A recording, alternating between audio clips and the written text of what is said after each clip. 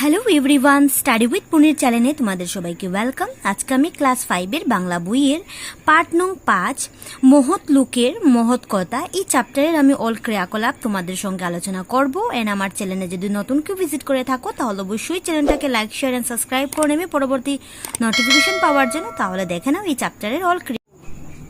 তাহলে প্রথম ক্রিয়াকলাপ দেখে নাও। উত্তর দাও। ক, একান্ত সাধনার ফলে মানুষ কি অর্জন করতে পারে? উত্তরে তুমি বলবে একান্ত সাধনার ফলে মানুষ সুখ্যাতি অর্জন করতে পারে। নেক্সট খ নম্বর হলো নতুন ডাক্তার কাকে বলা হয়েছে? তাহলে বলবে নতুন ডাক্তার বলা হয়েছে বাণীকান্ত কাকতিকে। তারপর নেক্সট গ নম্বর দেখে নাও। বিভূতিভূষণ মায়ের কাছে অনুনয় বিনয় করেছিলেন কেন? উত্তরে বলবে বন্ধুর থেকে আনা বই পড়ার জন্য বাতির দরকার ছিল, আর বিভূতিভূষণের বাড়িতে তেলের যোগান কম ছিল। তবু সে বাতি জ্বালানোর জন্য মার কাছে আরও একটু তেল দেবার জন্য কাকুতি মিনতি করতে থাকে, কেননা তাকে বন্ধুর বইটি পড়ে তা ফেরত দিতে হবে পরেই দেনি। নেক্সট কোশ্চেন নাম্বার গ হলো যে হ্যালিডে সাহেব ঈশ্বরচন্দ্র বিদ্যাসাগরকে পোশাক পাল্টাতে হবে কেন বলেছিলেন? তাহলে উত্তরে বলবে ঈশ্বরচন্দ্র ব্রিটিশ আমলের লোক হওয়ার সত্ত্বেও মনে প্রাণে তিনি ছিলেন খাঁটি বাঙালি, তাই তিনি ধুতি পাঞ্জাবি ব্যবহার করতেন। ব্রিটিশ শাসন চলাকালীন তিনি ব্রিটিশ স্কুলে পড়াতেন এবং হ্যালিডে সাহেব ছিলেন গভর্নর। একদিন ঈশ্বরচন্দ্র গভর্নর হ্যালিডে সাহেবের সঙ্গে দেখা করতে গেলে সাহেব তাকে স্বদেশি পোশাক ছেড়ে ইউরোপীয় পোশাক পরে আসতে বলেন। বিদ্যাসাগর তাতে অসম্মত হন। অবশ্য পরে হ্যালিডে সাহেব তার স্বদেশ প্রেমের কাছে হার মেনেছিলেন। নেক্সট নম্বর মোহাম্মদ মহসিন যে দয়ালু ব্যক্তি ছিলেন তার পরিচয় দাও। উত্তর, একদিন এক গভীর রাতে মোহাম্মদ শহরের পথে ঘুরে বেড়াচ্ছিলেন। হঠাৎ একটি কুঁড়েঘর থেকে এক মহিলার আওয়াজ তিনি শুনতে পান। তিনি কাউকে বলেছেন যে একটু অপেক্ষা করতে, ভাতটা ফুটলেই তাদের খেতে দেবেন। তিনি কুঁড়েঘরটিতে ঢুকে দেখলেন হাঁড়িতে কোনো চাল নেই, হাঁড়িতে শুধু জল চাপিয়ে নাতি নাতনিদের ফাঁকি দিচ্ছেন। তখন তিনি তার বাড়ি যান এবং অনেক রকমের খাবার এনে তাদের দেন। শুধু তাই নয়, তিনি সেই পরিবারটির মাসোহারারও ব্যবস্থা করে দেন। এর থেকে মোহাম্মদ মহসিন যে দয়ালু ব্যক্তি ছিলেন তা বোঝা যায়। এক অপরিচিত পরিবারকে অন্যের সংস্থান দেওয়ার একমাত্র তার মতে দয়ালু ব্যক্তি করতে পারেন। নেক্সট 4 নম্বর হলো প্রফুল্লচন্দ্র রায় নিজের মাইনে থেকে মাত্র 40 টাকা রেখে বাকিটা দান করে দিতেন কেন? উত্তর, প্রফুল্লচন্দ্র রায় ছাত্রবৎসল্য এবং মানবদরী ছিলেন। যে কোনো অসহায় ব্যক্তিকে তিনি নির্দ্বিধায় সাহায্য করতেন। তার আশেপাশের মানুষজন যারা অর্থের সাহায্য না পেয়েও শিক্ষার অভাবে অন্যভাবে অসহায় হয়ে না পড়ে সেদিকে তার নজর ছিল, তাই তিনি তার মাইনের 40 টাকা রেখে বাকি টাকা জনস্বার্থে দান করে দিতেন। তাই তো তার কাছে কোনো বালকের লেখাপড়ার জন্য সাহায্য চেয়ে চিঠি এলে কিছু না ভেবে তাকে তিনি অর্থ সাহায্য করতেন। নেক্সট হলো ডক্টরি ডিগ্রি লাভ করার পর ডক্টর বাণীকান্ত কাকতিকে নিয়ে কি ঘটনা ঘটেছিল সংক্ষেপে লিখো। উত্তর, বাণীকান্ত কাকতি ভাষা বিজ্ঞানে ডক্টরেট ডিগ্রিধারী ব্যক্তি ছিলেন। তার নামের আগে ডক্টর থাকায় সাধারণত মানুষ তাকে ডক্টর ভেবে ভুল করতেন। কয়েকজন তার কাছে চিকিৎসার জন্য যেতে শুরু করেন, আবার কেউ তাকে নিয়ে ঠাট্টা তামাশাও করতে শুরু করে দে। মানুষদের ভাবনাগুলো যে ভুল ছিল তা বুঝে উঠতে বাণীকান্ত বাবুর বেশ দিন সময় লাগেনি। অবশেষে তিনি খুব অল্প দিনের মধ্যেই হেমোপ্যাথি চিকিৎসার বই কিনে এনে পড়া শুরু করেন। এই চিকিৎসা বিদ্যায় পারদর্শী হয়ে ওঠেন। রোগীদের রোগ নিবারণের জন্য নানান কৌশল বিধান দিতে শুরু করলেন। অবশেষে তার কর্মদক্ষতা এবং কর্তব্য স্পৃহা দেখে যারা তাকে ঠাট্টা করতে অভ্যস্ত ছিলেন তারাও অবাক হয়ে গেলেন। যে কোনো কাজে নিষ্ঠা এবং সাধনা থাকলে যে মানুষ সুখ্যাত অর্জন করতে পারে, বাণীকান্ত বাবু তা প্রমাণ করে দেখিয়েছেন। নেক্সট হলো তাহলে আপনাকে কিছুই ছাড়তে হবে না, নিজের পোশাকে আপনি আসবেন। উক্তিটি কে কার উদ্দেশ্যে কেন করেছিলেন? উত্তর, তাহলে আপনাকে কিছু ছাড়তে হবে না, নিজের পোশাকে আপনি আসবেন। উক্তিটি হ্যালিডে সাহেবের বিদ্যাসাগর মহাশয়কে উদ্দেশ্য করে বলেছিলেন। কেননা হ্যালিডে সাহেবের মতে বিদ্যাসাগর বাবু যেহেতু ব্রিটিশ স্কুলে হ্যালিডে সাহেবের সাথে দেখা করতে এসেছেন, সেহেতু তাকে ইউরোপীয় পোশাকে তার সাথে দেখা করতে হবে। কিন্তু বিদ্যাসাগর মহাশয় যখন বললেন তাহলে এই দেখাই তার সঙ্গে শেষ দেখা, তখন হ্যালিডে সাহেব ঈশ্বরচন্দ্র বিদ্যাসাগর মহাশয়কে একথা বলেছিলেন। তারপর নেক্সট দেখে নাও শব্দের অর্থ লিখো শব্দ সম্ভারের সাহায্যে। তাহলে দেখে নাও কিছু শব্দ দিয়ে দিয়েছে, তাহলে তুমি এটার অর্থ লিখবে। তাহলে প্রথম হয়ে যাবে বিভ্রান্ত হয়ে যাবে বিভ্রমযুক্ত বা বিমূঢ়। পারদর্শী হয়ে যাবে দক্ষ বা পটু। স্পৃহা হয়ে যাবে ইচ্ছা। নিষ্ঠা হয়ে যাবে দৃঢ় আস্থা। ইতস্তত হয়ে যাবে এদিক ওদিক। মাসোহারা হয়ে যাবে মাসের জন্য সংগ্রহ করা টাকা, মাসিক বেতন, মাইনে। গণ্যমান্য হয়ে যাবে সম্মানিত গুরুত্বপূর্ণ লোক। তৎক্ষণাৎ হয়ে যাবে সেই মুহূর্তে। মেধাবী হয়ে যাবে বুদ্ধিমান।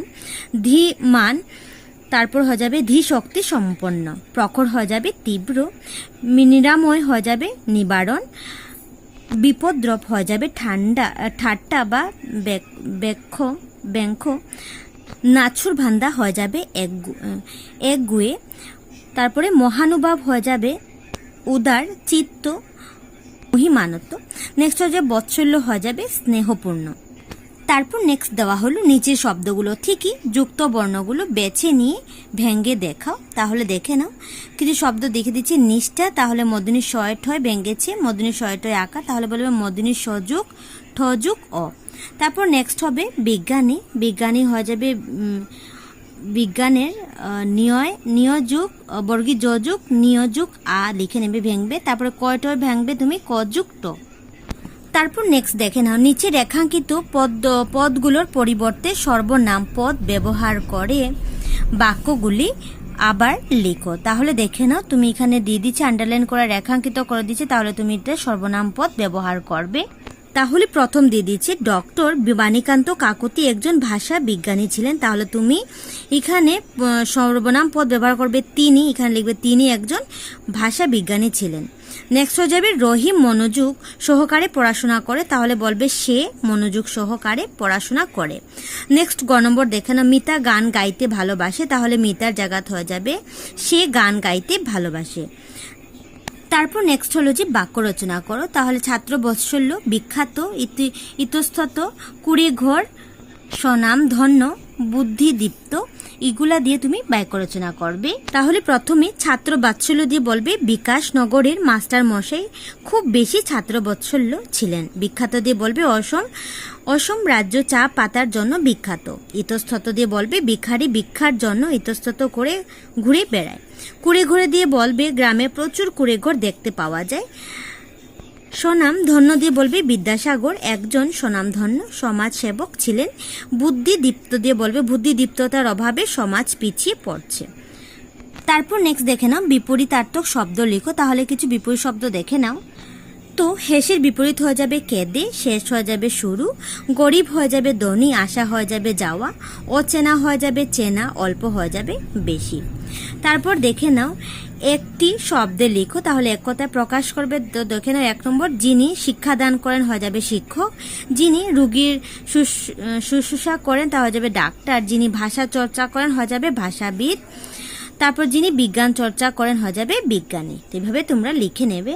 তারপর নেক্সট 41 নং পেজে দেখে নাও ওপরের উদাহরণ অনুযায়ী নিচের শব্দগুলোকে সাজিয়ে খাতায় লিখো। তাহলে এগুলা তুমি সেন্টেন্সটাকে শুদ্ধ করে খাতায় লিখবে। তাহলে প্রথম দেওয়া হলো নিষ্ঠা ও সাধনার বল মানুষ যে সুখ্যাত অর্জন করতে পারে। তাহলে তুমি উত্তরীভাবে সাজিয়ে লিখবে যে নিষ্ঠা ও সাধনার বলে মানুষ যে সুখ্যাত অর্জন করতে পারে। 2 নম্বর হলো খ নম্বর দেখে নাও, এক সময় শেষ করো ফেলো বইটি। তাহলে বলবে এক সময় বইটি শেষ করে ফেললাম। নেক্সট গ নম্বর দেখে নাও, এই ভদ্রলোক নাম কি? তাহলে বলবে এই ভদ্রলোকের নাম কি? তারপর নেক্সট ঘ নম্বর দেখে নাও, এমন সময় একটি ছেলে চিঠি এলো তার হাত। তাহলে উত্তর দিয়ে বলবে এমন সময় একটি ছেলের চিঠি তার হাতে এলো। তারপর নেক্সট দেখে নাও, এসো জানি। তাহলে দেখে নাও কিছু ইম্পর্টেন্ট কোয়েশ্চেন হলো ব্যাকরণের মধ্যে, বাংলা ব্যাকরণের মধ্যে যে ভাষা রূপ দুটো, কথ্য ভাষা, কথিত বা কথ্য রূপ ও লিখিত বা শিষ্ট রূপ। তো কথিত ভাষা কি দেখে নাও, বিভিন্ন অঞ্চলের বাল্য বাক্যলাপের সময় যে ভাষা ব্যবহার করা হয় তাকে কথিত ভাষা বলে। লিখিত বা শিষ্ট ভাষা যেমন দেখে নাও, যখন নির্দিষ্ট অঞ্চলের কথ্য ভাষাকে অবলম্বন করে শিষ্ট ভাষায় স্বীকৃতি দেওয়া হয় তখন সেই ভাষার রূপকে লিখিত বা শিষ্ট ভাষা বলা হয়। ঠিক আছে, এগুলো তোমরা শিখে নেবে। তারপর 42 নং পেজের কিছু কোশ্চেন দেখে নাও। ক নম্বর যে নানক শিক্ষককে কি প্রশ্ন করেছিলেন? তাহলে উত্তরে বলবে নানক শিক্ষককে প্রশ্ন করেছিলেন যে ঈশ্বর যে সত্যি আছেন তার কোনো প্রমাণ তিনি দেখাতে পারবেন কিনা। তারপর নেক্সট হলো শিখদের পবিত্র গ্রন্থের নাম কি? তাহলে উত্তরে বলবে গ্রন্থ সাহেব হলো শিখদের পবিত্র গ্রন্থ। তারপর নেক্সট গ নম্বর দেখে নাও, নানক তীর্থে গিয়ে কি ঝামেলায় পড়েছিলেন? উত্তরে বলবে নানক তীর্থে গিয়ে পশ্চিম দিকে অর্থাৎ পবিত্র মক্কার দিকে পা দিয়ে শুয়েছিলেন বলে একজন মোল্লা তাকে খুব বাজেভাবে তিরস্কার করেন, কিন্তু নানক তাতে রাগ না করে তার ভুল বুঝিয়ে দেওয়ার জন্য বলেছিলেন যে ঈশ্বর নেই সেদিকে যেন নানকের পাটি ঘুরিয়ে দেন। মোল্লা সাহেব তার ভুল বুঝতে পারেন এবং সেই সঙ্গে এত বুঝতে পারেন যে ঈশ্বর চিন্তায় নানক উচ্চ মনস্করের ছিলেন।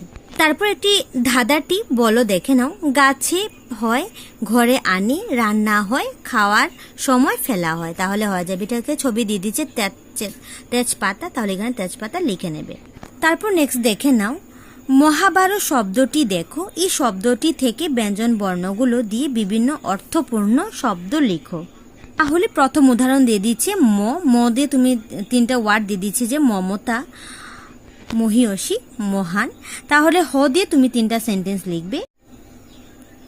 তাহলে হ দিয়ে বলবে হর, হস্ত, হনুমান, হস্তি। ভ দিয়ে বলবে ভরত, ভজন, ভরা, ভস্ম। র দিয়ে বলবে রবি, রত্ন, রমা, রজ। ত দিয়ে বলবে তমাল, তমসা, তক্ষণ, ত্রুটিনী।